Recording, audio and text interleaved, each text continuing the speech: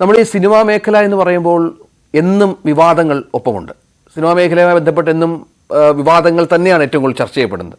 പക്ഷേ ഇപ്പോൾ അതിൻ്റെയൊക്കെ ഒരു രീതി അങ്ങോട്ട് മാറിയിട്ട് നമ്മുടെ പ്രമുഖ താരങ്ങൾ പോലും ലൈംഗിക അപവാദങ്ങളിൽ പെടുന്നു.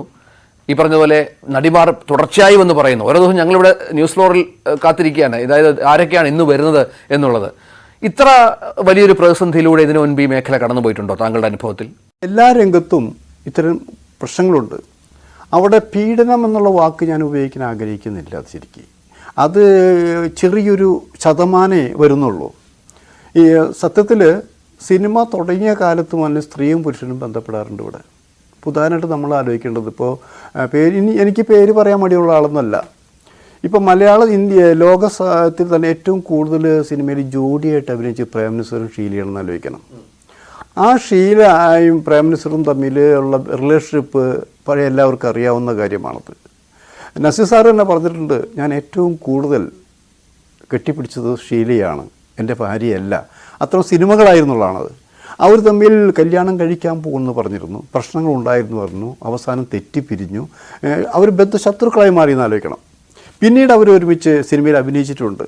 ഇത് സിനിമയിൽ സിനിമയിൽ പ്രണയം ഉണ്ടാവാറുണ്ട്, പ്രണയത്തിൻ്റെ പേര് പറഞ്ഞ് ശാരീരിക ബന്ധം പുലർത്താറുണ്ട്. സിനിമയിൽ നടന്നുകൊണ്ടിരിക്കുന്ന കാര്യങ്ങളാണെന്ന് ആലോചിക്കണം. സാധാരണക്കാരെ സംബന്ധിച്ച് ഈ വാർത്തകളൊന്നും പുതുമയില്ല.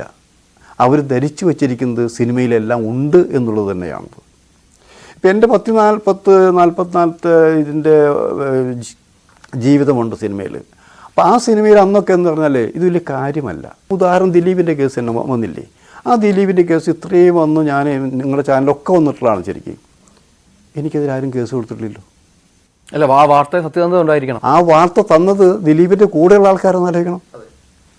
പക്ഷേ ഞാനൊരു പ്രോമിസ് ഉണ്ട്, എനിക്ക് ഒരാളുടെയും പേര് ഞാൻ ഇതേവരെ പറഞ്ഞിട്ടില്ല, പറയൂല്ല. അതെന്നെ ഒരിക്കലും വരത്തില്ല. കാരണം എൻ്റെ ജീവൻ നിങ്ങൾക്ക് വേണ്ടി എടുത്തോ. പക്ഷെ എന്നെ വിശ്വസിച്ചു ഈ ആരോപണ വിധേയരായ ആളുകളുടെ ഇത്തരം സംഭവങ്ങളിൽ ഉൾപ്പെടുന്ന താരങ്ങളുടെ പേര് പറയാൻ മടിയില്ല. എനിക്ക് മടിയില്ല. പക്ഷെ എന്താ പറയുക, ഞാൻ സത്യമാണെങ്കിൽ എനിക്ക് പറയാൻ പറ്റുള്ളൂ. ഞാൻ വെറുതെ താങ്കളുടെ പേര് പറഞ്ഞിട്ട് കാര്യമില്ല. ഇപ്പോൾ നടക്കുകയെന്ന് വെച്ചാൽ, ഇപ്പോൾ ഈ കമ്മീഷൻ വന്നത് എപ്പോഴാണ്? 6 വർഷം മുമ്പിട്ടുള്ളതാണെന്ന് ആലോചിക്കണം അല്ലേ? 6 വർഷം മുമ്പ് ഇവിടെ സിനിമയുണ്ട്. 6 വർഷം മുമ്പ് സിനിമയിൽ എല്ലാവരും ബന്ധപ്പെടാറുണ്ട്. ആരോപണവുമായി രംഗത്ത് വന്നവരാരും പ്രമുഖ നടിമാരാരുമല്ല, ഈ ജൂനിയർ ആർട്ടിസ്റ്റുകളായിട്ടുള്ള. ഞാൻ അങ്ങനെ പറയാൻ എന്താ പറയുക, ഞാൻ അങ്ങനെ ആരെയും അങ്ങനെ പറയാൻ ചെറുതായിട്ട് കാണാൻ ആഗ്രഹിക്കുന്നില്ല. നടികളെന്ന് മാത്രമേ ഉള്ളൂ. പക്ഷേ നിങ്ങൾ പറയുമ്പോൾ കേസിന് പോകണ്ടേ? കേസിന് പോയില്ലെങ്കിൽ അതിലെ വിശ്വാസയോഗ്യത കുറയില്ലേ? നമ്മൾ അത് ആലോചിക്കേണ്ടതാണത്. ഇപ്പം രഞ്ജിത്ത്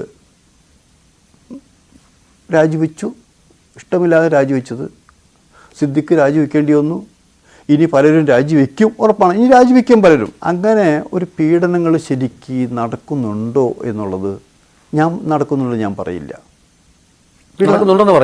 നടക്കുന്നുണ്ടെന്ന് ഞാൻ പറയില്ല.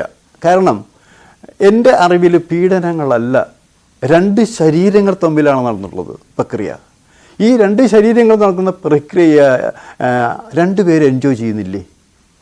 2 പേര് എൻജോയ് ചെയ്യാത്തൊരു കാര്യമാണ് എങ്കിൽ അതൊരു പീഡനം തന്നെയാണ്. അല്ല, ഇത് നിവൃത്തിയില്ലാതെ വഴങ്ങേണ്ടി വന്നു, ബലമായി പിടിച്ചു, അതായത് മുറിയിൽ പൂട്ടിയിട്ടു. ഈ പറഞ്ഞ സിദ്ദിഖിനെതിരെയൊക്കെയുള്ള ആരോപണം അങ്ങനെയാണ്. ആ ഒരു സ്ഥലത്ത് കൊണ്ടുവരുന്ന നിവൃത്തിയില്ലാതെ അവർക്ക് വഴങ്ങേണ്ടി വരുന്ന സാഹചര്യം സമ്മതപൂർവ്വമല്ല. താങ്കൾ സമ്മതത്തോടെയാണെങ്കിൽ താങ്കൾ പറഞ്ഞ അതൊരു ന്യായമുണ്ട്. വേണമെങ്കിൽ നമുക്ക് ഈ പറഞ്ഞ റേപ്പെന്നോ ബലാത്കാരമെന്നോ. എൻ്റെ മുന്നിൽ ഇപ്പോൾ സിദ്ദിഖോ ആ പേരുകളല്ല, ഞാൻ കോമൺ ആയിട്ട് നടന്ന കാര്യങ്ങളാണ് പറഞ്ഞത്. എന്തുകൊണ്ട് അവരന്ന് വേണ്ട, പിറ്റേ ദിവസം പറയാലോ. പീഡനവുമായി ബന്ധപ്പെട്ട് കേസ് കൊടുത്തു. ഒരുപാട് കേസുകൾ, നമ്മൾ സാറി പറഞ്ഞ കുഞ്ഞാലിക്കുട്ടിയുടെ കേസ്, ഇപ്പം മുൻ മുഖ്യമന്ത്രി ഉമ്മൻചാണ്ടിക്കെതിരെ ഒരുപാട് പരാതികൾ വന്നു, ലോഹിദാസിനെതിരെ വന്നു, സിനിമാ രംഗത്ത് വിജയബാബുവിനെതിരെ. ഇതിനൊക്കെ എന്ത് സംഭവിച്ചു എന്നുള്ളതല്ലേ? ഈ കേസുകൾക്കും മറ്റു കാര്യങ്ങൾ എന്ത് സംഭവിച്ചു? ഈ പ്രതികളായ ആളുകൾക്ക് എന്തെങ്കിലും ശിക്ഷ കിട്ടിയോ? ഇരകൾ സമൂഹത്തിൽ നിഷ്കാസിതരായി പോയതിനപ്പുറം എന്ത് സംഭവിച്ചു? അത് കറക്റ്റാണ് ശരിക്കും. അതാ സംഭവിച്ചു. ഇപ്പോൾ വരുമ്പോൾ ഇതിപ്പോൾ വരാൻ കാരണം എന്താ പറയുക, ഈ നടി പീഡന കേസ് മാത്രമാണത്. അതും WCC എന്ന് പറഞ്ഞാൽ കുറച്ച് പേര് ഉണ്ടാക്കിയിട്ടാണത്. അപ്പോൾ WCCക്ക് അവരുടെ കാര്യങ്ങളിലേക്ക് നമ്മൾ ഇടപെടുന്നില്ല. പക്ഷെ അതിന് മുമ്പ് WCC ഉണ്ടാകുന്നതിന് മുമ്പ് ഈ നടിപീഡന കേസ് വാനിഷ് ചെയ്തു പോയല്ലേ ശരിക്കും? മുഖ്യമന്ത്രിയെ ഉന്നതങ്ങളിൽ അവർ തന്നെയാണ് ഇപ്പോഴും, അവർ പ്രതിസ്ഥാനത്ത് വരെ വന്നിരിക്കുകയാണ് ഇപ്പോൾ. ഒന്ന് ആലോചിക്കണം. അവർ പറഞ്ഞു, മുഖ്യമന്ത്രി പറഞ്ഞത് എന്താ, അയ്യോ കേസ് പോയി എന്നറിയില്ലേ? അപ്പോഴാണ് ഇവരെല്ലാവരും കൂടി കുറച്ച് സംഘം കലാകാരികൾ വന്ന് പറഞ്ഞ് ബുദ്ധിമുട്ട്. പിന്നെ വളരെ സ്പീഡപ്പ് ചെയ്തില്ലേ, അതിൻ്റെ ആ സ്പീഡപ്പ് ചെയ്ത് 85 ദിവസം ജയിലിട്ടു. അതിനേക്കാൾ രൂക്ഷമാണ് ഇപ്പോൾ വന്നിരിക്കുന്ന സംഭവങ്ങൾ എന്ന് പറഞ്ഞാൽ 3 പേരടങ്ങിയ ജസ്റ്റിസ് ഹേമയുണ്ട്, KB വത്സലകുമാരി IAS ഉണ്ട്, ഉർവശി. ഇവരിങ്ങനെയൊന്നും പ്രതീക്ഷിച്ചിട്ടുണ്ടായില്ല. ഇതൊരു ചെറിയ കേസായിരിക്കും, പക്ഷേ ഇത് എവിടെ കൊണ്ട് അവസാനിപ്പിക്കും? ഉൾപ്പെട്ടിരിക്കുന്നത് വലിയ വലിയ ആൾക്കാരാണെന്ന് ആലോചിക്കണം. ഇത് പൊട്ടിത്തെറി എന്നുള്ളത് നമ്മളിപ്പോൾ വയനാട്ടിലുള്ള ദുരന്തത്തേക്കാൾ വലിയ ദുരന്തമാണെന്ന് അവർ മനസ്സിലാക്കി കഴിഞ്ഞു. അതുമാത്രമല്ല, അതിന് ചില ആൾക്കാരോട് അവർ സൂചനയും നൽകി എന്നാണ് എനിക്കറിയാൻ കഴിഞ്ഞത്. നേരത്തെ തന്നെ ആ സൂചന അറിഞ്ഞതിൻ്റെ പേരിലാണ് ഇത് നീട്ടിക്കൊണ്ടുപോയി. 1.5 വർഷം എടുത്തു. ഈ 1.5 വർഷം ഇവർ എടുത്തെങ്കിലും 1.5 വർഷം മറ്റുള്ളവർ ഇതെങ്ങനെ അവസാനിപ്പിക്കണം, വരാതിരിക്കാൻ മാത്രമല്ല ഈ ആളെ അറിഞ്ഞതിൻ്റെ പേരിൽ സാമ്പത്തിക ഇടപാട് നടന്നു എന്ന് പറഞ്ഞു കേൾക്കുന്നുണ്ട്. അതായത് ഒരു ഭാഗത്ത് നിങ്ങളുടെ പേരല്ലേ, അത് വരില്ല, ഈ റിപ്പോർട്ടും വരില്ല, പക്ഷെ പകരം ആരൊക്കെയോ ചേർന്ന് കാശുകളും വാങ്ങി എന്ന് പറയുന്നുണ്ടെന്ന് ആലോചിക്കണം. സാർ, ഇതൊരു